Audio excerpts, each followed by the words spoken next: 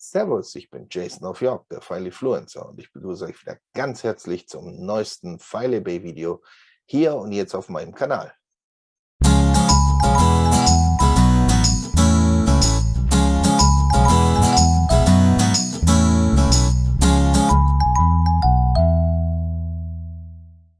Ja, Servus und herzlich willkommen zu unserer neuen Ausgabe mit Jason of York, dem Fileyfluencer. Und heute haben wir einen ganz besonderen Gast.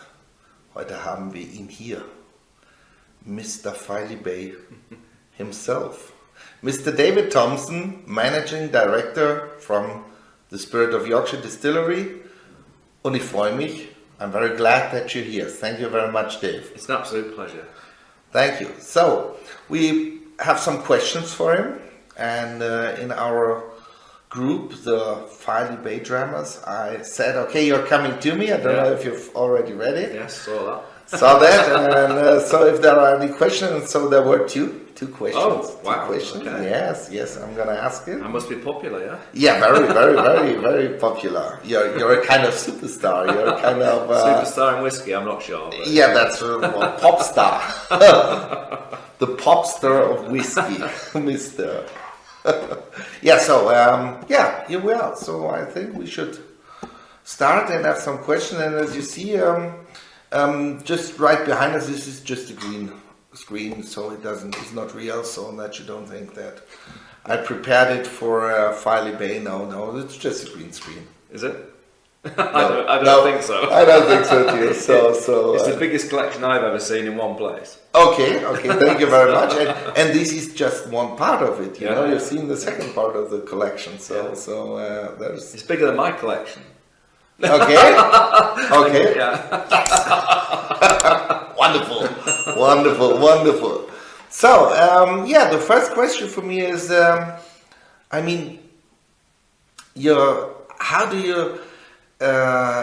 did you get the idea of producing whiskey? That's so interesting for me. I think you have to be crazy.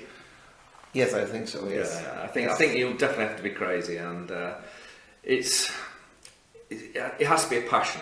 Yeah, it can't just be a commercial decision. Mm-hmm. Because if it was a commercial decision, nobody would do it. Yeah, because it costs a lot of time, a lot of money, a lot of effort, and if you don't have the passion, then you don't get very far. Yeah, that's right. So I think, how do you start? I mean, friendship. I've been friends with Tom, my co-founder, for years. We played rugby together. Mm-hmm. We've had our families grow up together. Mm-hmm.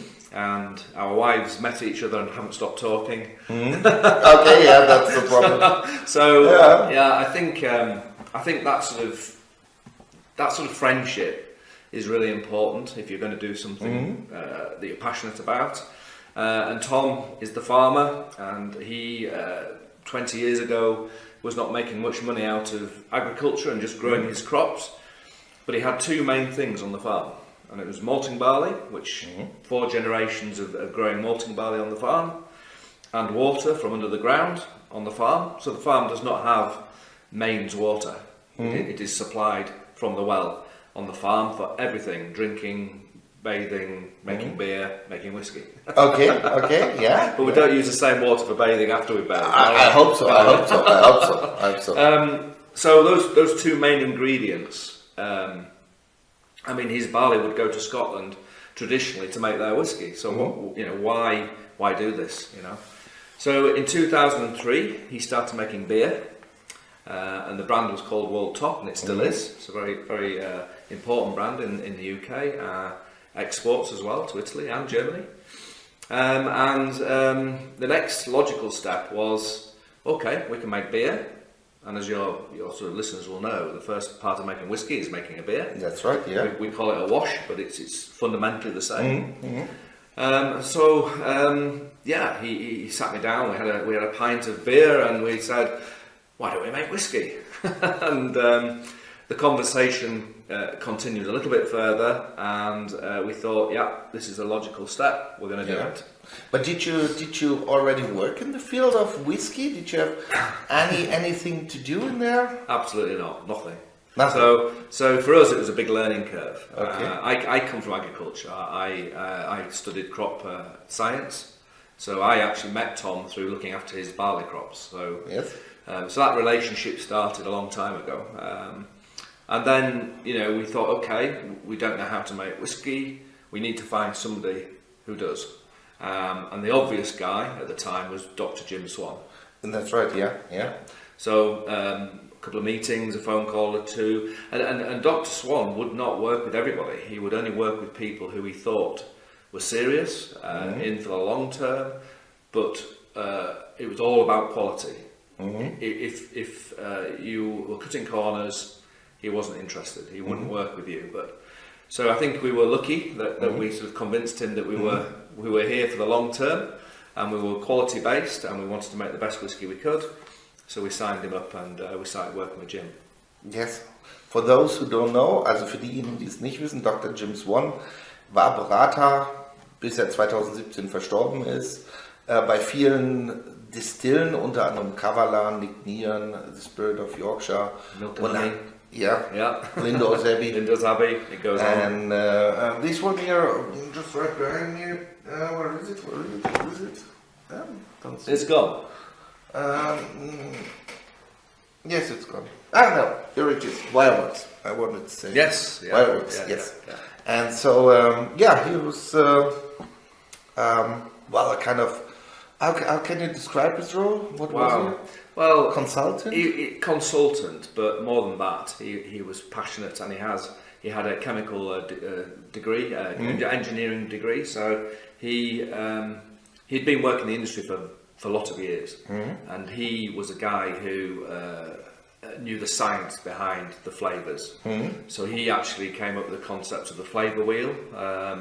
That was his concept, because he was trying to put science into sort of a language that most people could understand. So the flavour wheel was born, and he was described. I mean, when I first met him, he was like a fire hydrant, where all the water was coming out, or all the information was coming out so much that you just could not take it all in. It was incredible. So a great time with Jim. Learnt an awful lot about everything from fermentation, yeast types, all the way through to maturation. But why then Yorkshire? I mean, Yorkshire is not a common place to make whiskey. I mean, I know because Tom is living there and having his farm there. So. But didn't you think that this could be a problem, something like that, because you're not Scotch, you're not producing Scotch whiskey? Not at all. I mean, at the end of the day, England produces the predominant amount of barley for Scotland anyway. Yes. So Yorkshire in particular is a very important supplier of malting barley. And that's because of the land type is absolutely perfect for growing the best malting barley you can. And if we have the ingredients and we have the knowledge from Jim, there is no reason why you cannot make whiskey, quality whiskey, in any part of the world. The only difference being, of course, is the climate for maturation. And we are very similar to Scotland in terms of the climate for maturation. Other people have other challenges,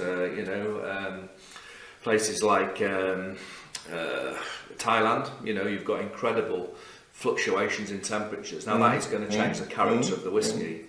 And indeed, Kavalan has a real problem in terms of keeping the whiskey in the cask. But it's the same with M&H in Israel. Absolutely.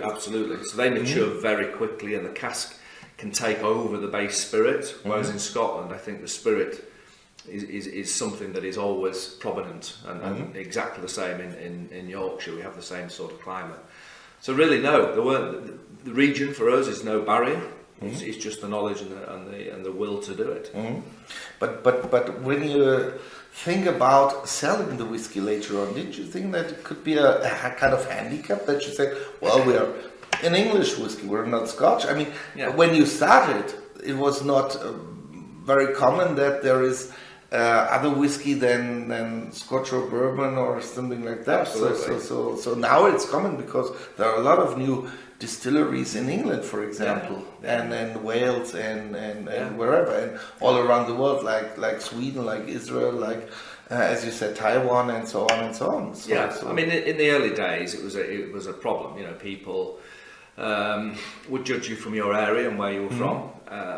But what I prefer, and at the shows we do, is if you get the whiskey on people's lips, you let the whiskey do the talking. Yeah, that's right. So you have to do the ground hard miles, we call it. You have to do the hard work. You have to try and get people to taste the whiskey. Quite often they'll come up and go, "Oh, English, no." Try it, you know, Fair. taste it, you know, and then, oh my God, yeah, okay, I understand now, and I think that process takes time, but I think we've broken through that sort of the barrier of your English. Yes, that's right. Yeah. And we're now moving on, and we're exporting all over the world. So it is hard, but there are more English whiskies now, and there is the English Whisky Guild, which is a group of us who are laying down the production GI, we call it a geographic indicator. So English whiskey has to fulfil certain parameters to be called English whiskey. English whiskey, yes. A bit like the SWA in Scotland, but without perhaps such the restrictions that they have. But that is a template for quality, and if everybody follows this, then we should have some really good English whiskies in the next few years. And as you see, I'm totally... Hey, you're bought in. Yeah, absolutely. So I like this Filey Bay. Yeah. And so that's the same with me. I mean, I just bought a cask from Spirit of Yorkshire without knowing what kind of whiskey will it be. And I said, yes, just do it, because yes. And that's the fun. That is the enjoyment out of whiskey, because sometimes you don't know what it's going to be like. But if you buy into the principles and the concept of production, we're 100% field to bottle. So that means we grow 100% of our barley that goes in all our whiskey. Well, even in Scotland, there isn't many people who can claim that. So that control over your raw ingredients is so important to producing uniformity and quality product. But in the beginning, I mean, the problem is you need to earn money in the beginning. So, and I know you earn the money by selling casks. So others are producing in the beginning, for example, gin or rum or something like that. Why did you do that in the beginning? Well, to actually make a gin spirit, it has to be 96% ABV. So this is the base. Traditional pot stills to make whiskey will not produce a neutral grain spirit. So the majority of distilleries buy in that NGS to make their gin, to make their sort of money flow in the first few years. But if our concept was field to bottle and nothing else is in between, then it would have gone against our principles. So we decided not to make a gin, or put the equipment in to make a gin, and also we thought, okay, well, how can we sell a young whiskey that's under 3 years? Well, it can't be whiskey, but we need to make it a little bit sort of cleaner and lighter in the early days. So we put a little rectifying column in to our still configuration, which didn't still get it to 96 because that would drive all the flavour away, but it gets it to around about sort of 80, 82 ABV. So you've got the base spirit is still very, very whiskey based, but it matures a little bit quicker. So in the early days we released something called maturing malts, which they gave us about 10,000 bottles over a 2-year period, which gave us a little bit of money. but it is a challenge. If somebody asks me what's the biggest challenge, it's money. It's always about money. It's always about money. That's the problem. Yeah. And that's why there's not so many new whiskey distilleries, just a few. It's not like the gin explosion. Yeah, that's right. Because you can just buy your liquid in. Yeah, we've just been to the show here in Munich, and you see a lot of companies just selling gin, gin or rum, something like that, and yeah. I mean, for whiskey you have to wait at least 3 years and 1 day. You have to wait, and you have to ferment. You have to do all the process to make whiskey. With gin, you don't need to do this. That's right. Yeah. It was, by the way, it was interesting when I was in Norway at the Bifrost distillery, because you cannot buy there any products from them because of this alcohol law they have, and so that was quite interesting. But I found an interesting gin there. I'm going to show it to you later on. Wait, where is it? Where is it? Yeah. Just wait. I'm patient. Yeah. The next question is how many people are now working at Spirit of Yorkshire? Gosh, that's an interesting one. So when I left to come to Germany, there was about 22 of us. 22. Okay, and when you come back, they're just hopefully 20. we're still there. No, it's. I mean, we employ a lot of local people, and again, that's one of my passion is to make sure that it's not just about the product and the process, but about the people. So we have a coffee shop and we have a visitor centre. And that employs perhaps the majority of people, but they also do the tours. They also do the help with the bottling, the help with the labelling. So everybody within the business gets whiskey. They understand our principles and understand our process. Okay. So and now you're here in Germany, and you're distributed by Schlumberger. Correct. How did you find Schlumberger? Good question. How did I find Schlumberger? I think I found them through Penderyn. Okay. Because in the early years, Jim Swan worked with Penderyn too, and we were introduced to Steve Davis from Penderyn. And he was very useful in a lot of ways because he'd been going perhaps 10 years prior to us. So he had found the good distributors, the bad distributors, the people who he trusted. And the introduction came from Steve Davis from Penderyn to Andrea. And the rest is history. Yeah, I know the story from Andrea. He told it was quite interesting. Yeah. So and is it difficult to find a distributor for your whiskey? I think or for whiskey in general. I think it's difficult to find a good distributor. Yeah. And the principle I use is that if you trust somebody within the industry, go there first. So hence Steve Davis. But he also helped us with other places as well, like America. So we were with a company called Impact in America, and exactly the same. So the point is with this, you don't just knock on the door and say, buy my whiskey. They have to want to buy your whiskey. So it has to be, again, a case of send me samples, I'll consider it, and it takes time. But once you build that sort of, wow, okay, this is good whiskey, and they build the trust of the people, it's relatively straightforward. Yeah. So at least you need quality. You need quality first. You need quality first. Okay. Yeah. So let's come to the actual situation of your distillery. Do you have any problems with getting your material, like bottles, caps, or something like that? Over the last few years, obviously, we've had issues with Brexit, which we have to mention, which is a pain and something we don't agree with at all. So you're pro Brexit or you're contra Brexit? God, no, I absolutely love being in Europe. I mean, for business, it's crazy, absolutely crazy. Absolutely, yeah. And I think the consequences of Brexit were not really fully understood by the public. But we are now seeing the consequences. So we had a very difficult couple of years trying to understand how to get whiskey into Europe. And effectively, we're dealing now with different countries again. So, the rules for getting it into Italy is different to Germany and so on. Yeah. So once you've got your head round it, it's okay. But it was a problem we didn't need when we were just starting to launch the whiskey. I know. When I was importing Farley Bay here, it was in the beginning it was easy. Yeah.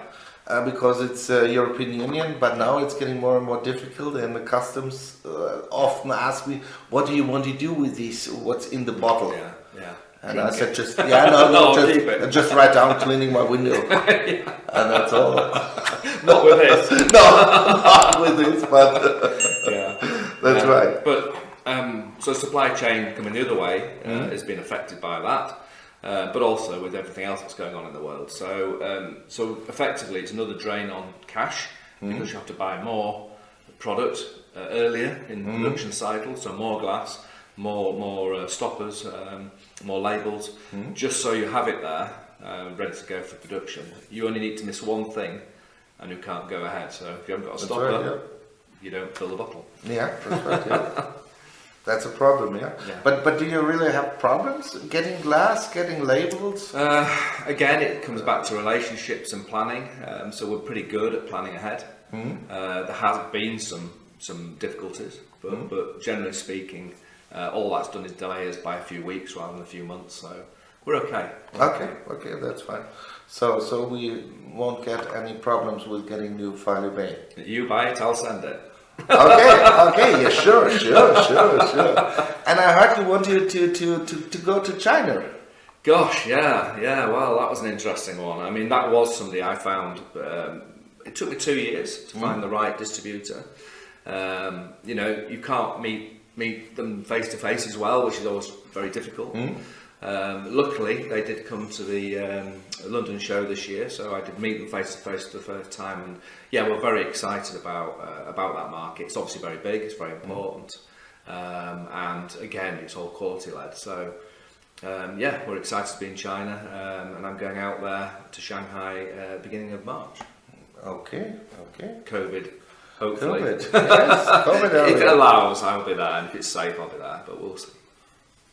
I mean, maybe if you get COVID, did you already have COVID? Yeah, I think we all have, haven't we? Yeah, me too. Yeah. And the first day I was in such a good mood. Yeah. I don't know why, but I was really happy. I wonder what that was then. Happy having coffee. Quite interesting. Yeah. So when we're just talking about the shows, how many shows do you have a year? A lot. I would think we've got, probably if you average it out, we've got 2 a month, and then similar in the UK as well. So we have a team looking after the UK, and I sort of tend to go to the more important markets like Germany, which is one of the biggest ones, and France. But some of the other markets are not so big, so my team can go and look after those. So yeah, it's a busy old time, and I think this is the way to get a new brand on the lips of a lot of people. I understand that. But don't you think that it could be maybe too much for you, or because you're traveling around the world, family is at home? I mean, your sons are not young. I mean, they're somewhere in the 20s, I think, when I remember. Well, 30s now. 30s, okay.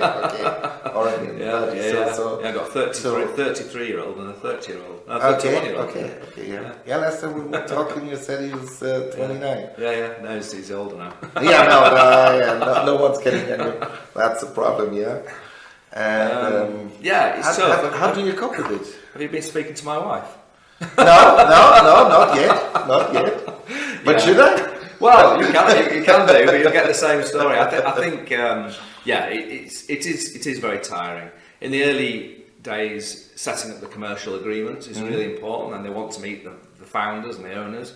And I think gradually, as the brand starts to take off, you can start to use your team to sort of fill the gaps. I would hope that I've got 3 or 4 new markets to start this year, so I can let the established ones move to other people in the team who are very capable. I mean, they're very good. Hopefully in the next couple of years it'll be sort of a little bit. But you're the only one who's doing shows from the founders. I mean, Tom is just working on his brewery, and that's all. Yeah, I mean, Tom is a bit older than me. Not much, but I think he'd come up to 63 for. And he's taken a bit of a back step, more of a chairman role, looking after the farm. And he doesn't have hands-on daily operations with the distillery, but he's a very strong and guiding hand.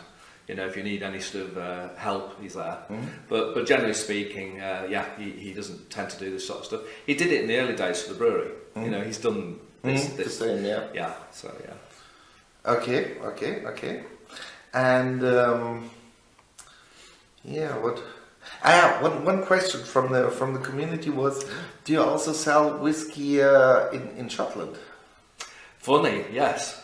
We do. Yes. And fudge. Do you have fudge in Yes, Germany? yes. So we have 2 chocolate makers who we work with. One's called Bullion from Sheffield, and there's another one we've just started with, and they do make liqueurs and chocolate without whiskies. Yeah. Okay.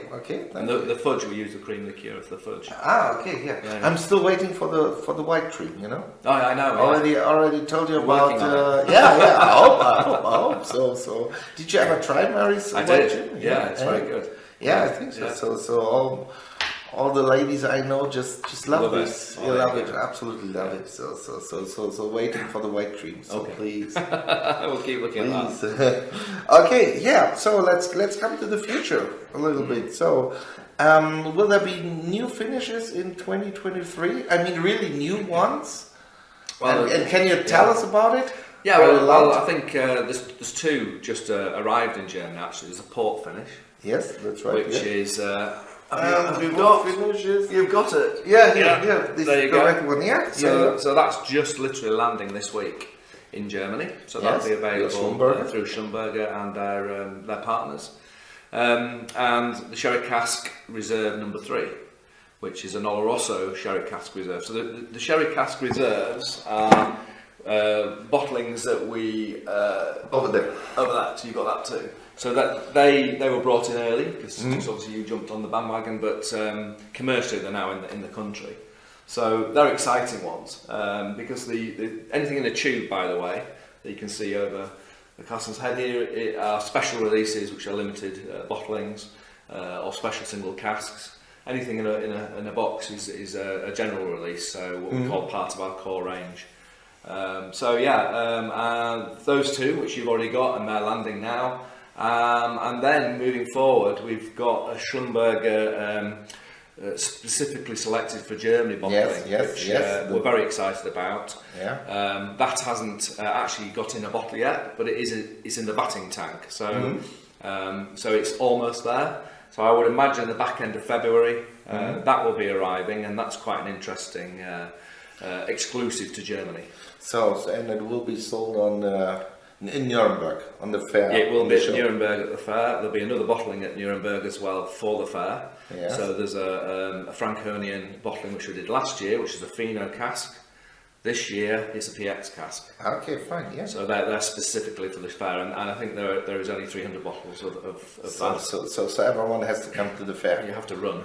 Yeah, sure. I know. Run to the stand. But one thing is, I know Michael Grede. Well, that's so good. That's a good idea. And the nice story behind this is that they were actually at Filey Bay choosing that cask.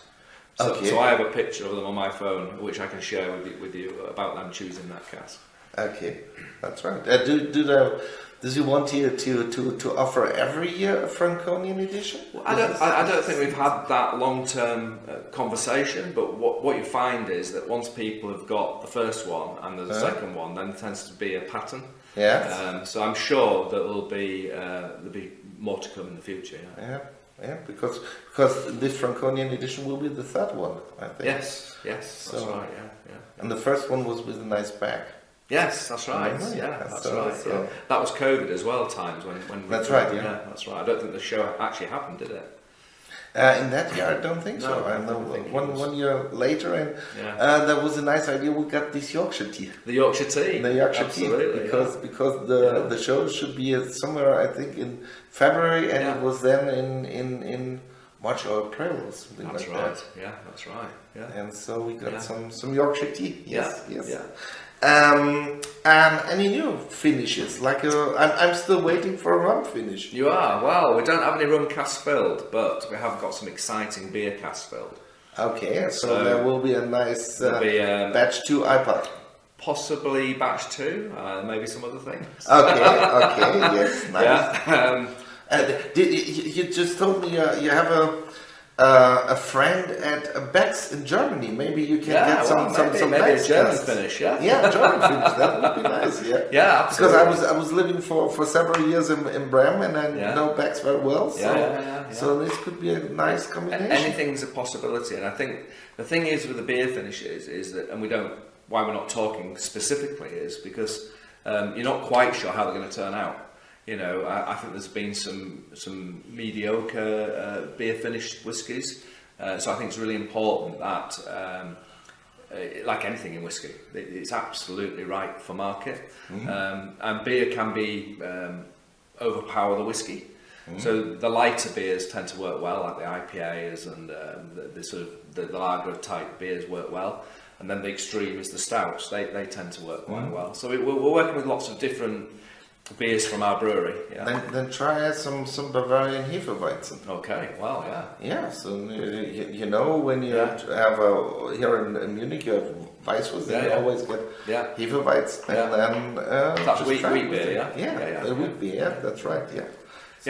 So maybe you should try this and then make a German version. Well, there you go. German beer edition or German beer finish. Yeah. So this release for the German exclusive, if you like, for Schlumberger, that'd be 1,000 bottles, and that will be made up of something similar to Yorkshire Day. So on Yorkshire Day in the UK, we have a celebration, and we have a distillery exclusive bottling, which you've got up there. I think we've done 2 or 3 now. But 3. So they tend to be a marriage of different casks.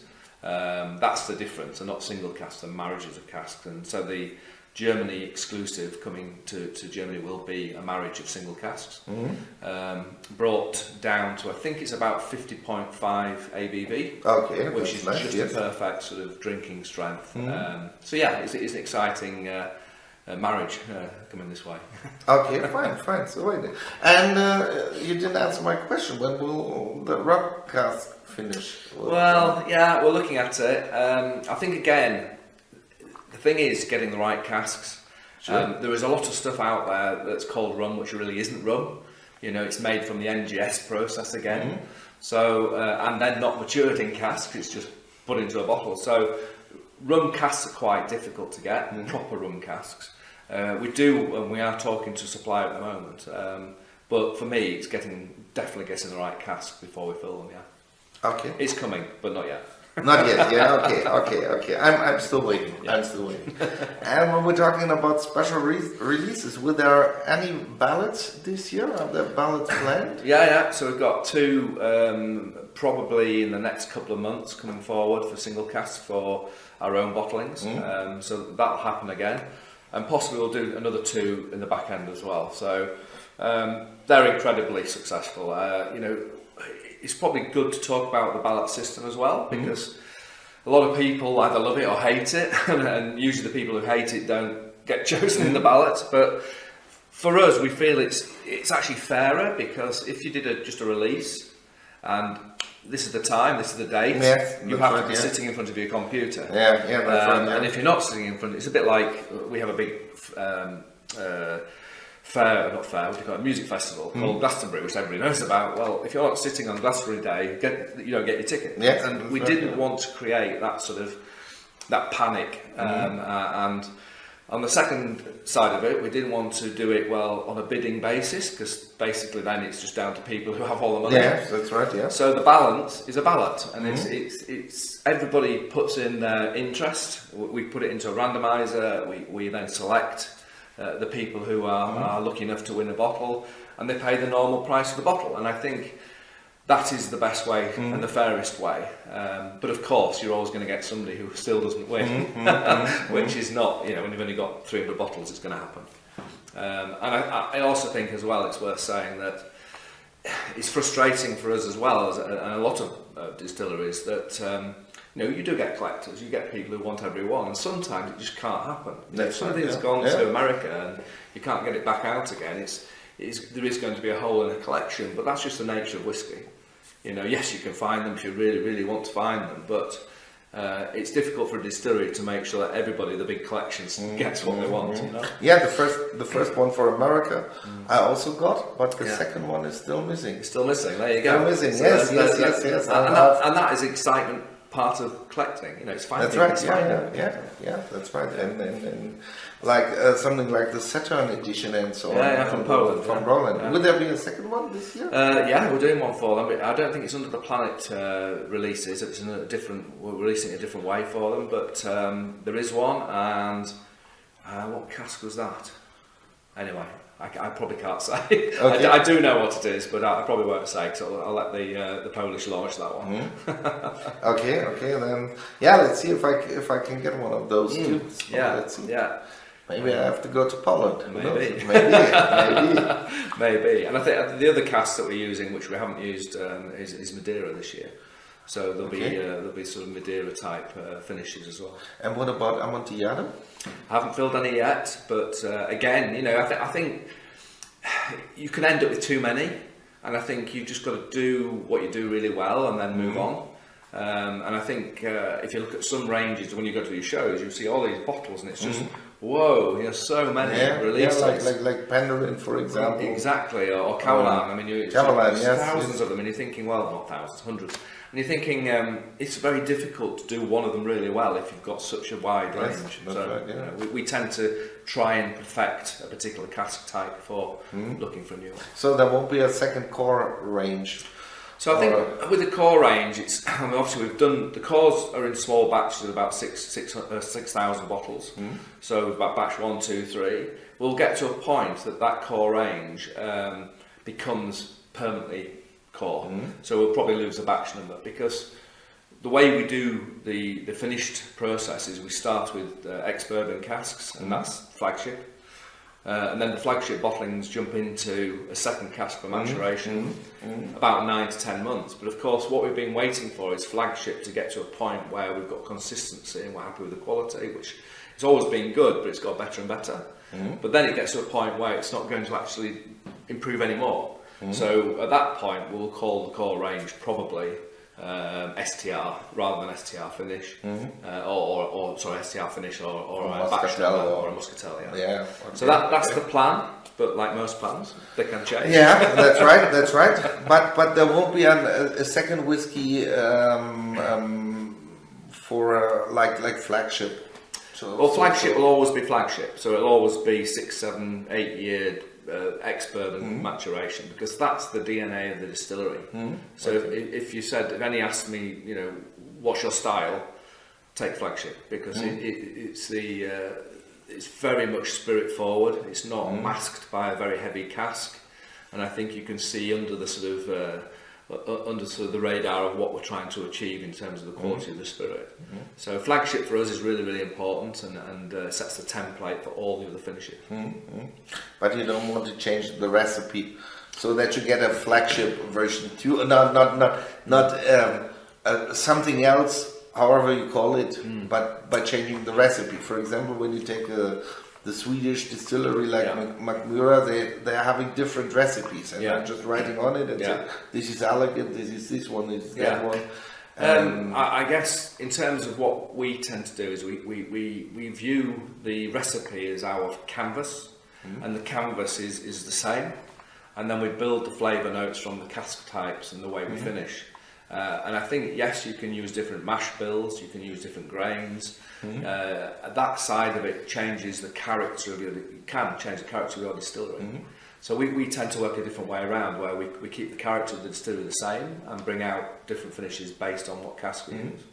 That's our ethos. Really. But only using barley, not thinking about using rye or something like that. Well, hot off the press. Okay. we do have our own rye, which we grew 3 years ago. So I think we grew about 30 acres of rye, and that has gone into about 6 months production. Okay. That is now in casks, and it's in brand new virgin oak casks, which you would expect out of bourbon or rye production. It tends to be a new cask. So they're sitting there, they're doing their thing, and they'll be released when it's ready. It's exciting. It's still got barley in it, so it's 51% rye, which is malted, and 49% barley, which again is malted. Rye is really, really difficult to work with, because what it does is it's like porridge. If you heat it, put water with it, and it's 100% rye, it will set like porridge. So you can't get the sort of worts coming through. The way around it in America is they put artificial enzymes to break up and make it fluid. Barley naturally has enzymes, so barley doesn't have this problem. But of course, if you're doing a rye mash, you need the barley enzymes to make it fluid. So we don't use artificial enzymes. We use barley to do that job. Okay. So that was very technical, wasn't it? Yeah, that's right. Yeah, but it was understandable. It was okay. And what about when you're talking about virgin oak cask? What about hybrid cask? Did you ever thought about it? So top and the floor of the cask is for example, is virgin oak, for example, and the staves are from a bourbon cask. Yeah, and I think that side of the experimental thing is very, very exciting, and we haven't done a lot of work on that side because again we're trying to keep consistent, but at the same time we are keen to look at different things. So we haven't done that yet, but again it's possible. Okay. So then, let's talk about two more questions I have. Where's the journey going to? I mean, not the journey just for the distillery, but also the journey for you. I mean, you're getting 60 years this year. That's correct. And I mean, when will the end for you come? I mean, did you ever think about it? Well, did you ever think about maybe your sons coming in the company, or do they want it? Don't they want it? Or like the daughter from Tom, for example, she's working in marketing. She is. And first of all, I don't think you ever get rid of a passion. It doesn't matter how old you are. So I'll always have hopefully some sort of involvement. But my plan is to get these markets going and going well, and then I can feel confident I can sort of pass that on. You're absolutely right, Jenny, Tom's daughter. She's got a huge amount of experience in marketing, and she's been working with us now for the last 3-4 years. So she's now a director of the business, and her sister runs a brewery. So it's very much a family-orientated side in terms of Tom's children. My children have got their own lives. Okay. Yeah, Max is an electrician and Harry's working in France in the building industry. So, for them, I think they've found their way. You never know. Never say never. It may happen, but at the moment... It's the same with you. I mean, you started without having to do anything with whiskey. There you go. So maybe your sons will say, okay, yeah, why not? Yeah, why not? Yeah, why not? Absolutely. But I think at the end of the day, for us, we want to make a business that is here for the long term. It's not we don't have any ambition to sell it tomorrow or anything like this. That was never why we made whiskey in the first place. And I think there are examples of companies that have done that. So you want to stay independent and not selling to Suntory, for example, or... Well, put it this way, that's never been the plan. Okay. But if somebody walked through the door with several £1 million, you maybe consider it. But I mean, that isn't the reason we started. Yeah, that's right. But as we said, you're getting older, and you have to think about what will happen. Yes, in the longer term, not in the long term, maybe in the longer term. Yeah. And say, okay, yes, what will happen when I'm leaving the company? I mean, you cannot work until you're 90 years old. I mean, you after my job?